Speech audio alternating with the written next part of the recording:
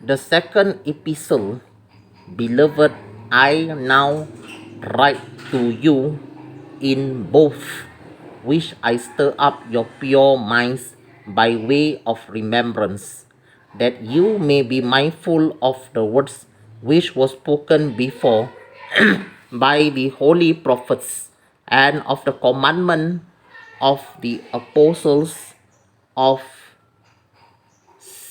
the Savior. Knowing this first, that there shall come in the last days scoffers, walking after their own lusts, and saying, where is the promise of his coming? For since the fathers fell asleep, all things continue as they were from the beginning of the creation. For this they willingly are ignorant of, that by the word of God the heavens were of old, and the earth standing out of the water and in the water, whereby the world that then was, being overflowed with water, perished. But the heavens and the earth, which are now by the same word, are kept in store, reserved to fire against the day of judgment and perdition of ungodly men. But, beloved, do not be ignorant of this one thing, that one day is with the Lord as 1,000 years, and 1,000 years as one day. The Lord is not slack concerning his promise, as some men count slackness, but is long suffering toward us, not willing that any should perish, but that all should come to repentance. But the day of the Lord will come as a thief in the night, in the which the heavens shall pass away with a great noise, and the elements shall melt with fervent heat. The earth also and the works that are therein shall be burnt up.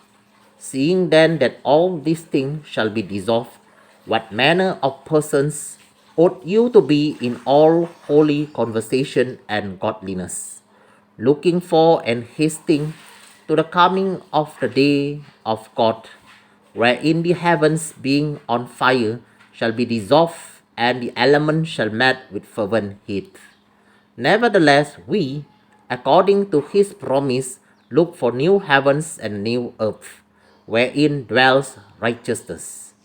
So, beloved, seeing that you look for such things, be diligent that you may be found of him in peace, without spot and blameless.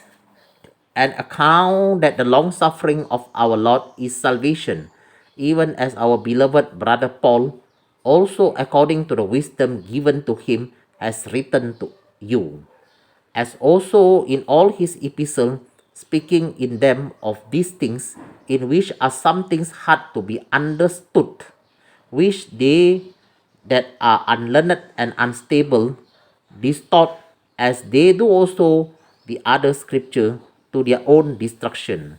So you, beloved, seeing you know this thing before, beware lest you also, being led away with the error of the wicked, fall from your own steadfastness, but grow in grace and in the knowledge of Savior Jesus. To him be glory both now and forever. Amen.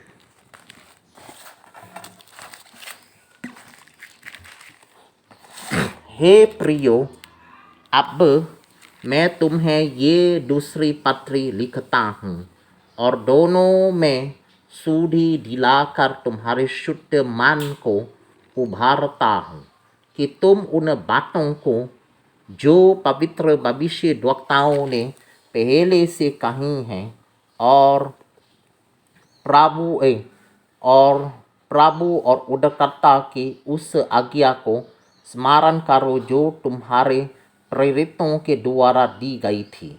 पहले ये जान लो कि अंतिम दिनों में हंसी तथा करने वाले आएंगे, जो अपने ही अभिलाषाओं के अनुसार चलेंगे और कहेंगे उसके आने की प्रतिज्ञा कहाँ गई, क्योंकि जब से बाप दादे सो गए हैं सब कुछ वैसा ही है जैसा सृष्टि के आरंभ से था।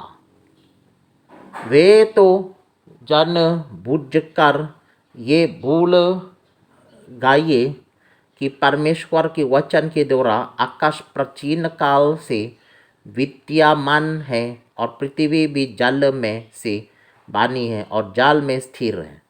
उसी के कारण उस युग का जगत जल में डूब कर नष्ट हो गया, और वर्तमान काल के आकाश और पृथ्वी उसी वचन के द्वारा इसलिए रखे गए हैं कि जलाए जाइए, और ये भक्तिहीन मनुष्यों के न्याय और नष्ट होने के दिन तक ऐसे ही रखे रहेंगे।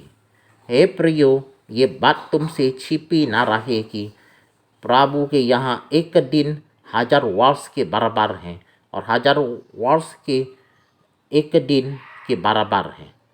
प्रभु अपने प्रतिज्ञा के विषय में देर नहीं करता, जैसे देर कुछ लोग समझते हैं, पर तुम्हारे विषय में धीरज धरता है और नहीं चाहता कि कोई नष्ट हो, वरन ये कि सबको मन फिराव का अवसर मिले।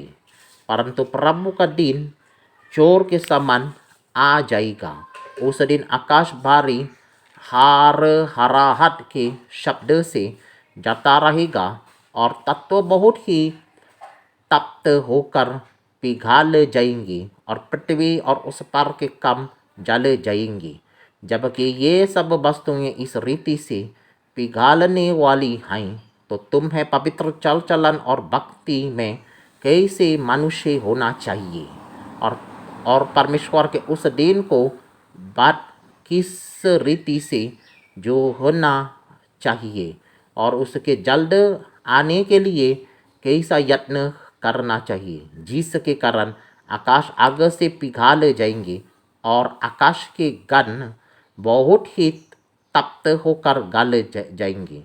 और उसकी प्रतिज्ञा के अनुसार हम एक नए आकाश और नई पृथ्वी की आस देखते हैं जिनमें धार्मिकता वास करेगी। इसलिए हे प्रियो, जबकि तुम इन बातों की आस देखते हो तो यत्न करो कि तुम शांति से उसके सामने निष्कलंक और निर्दोष ठहरो और हमारे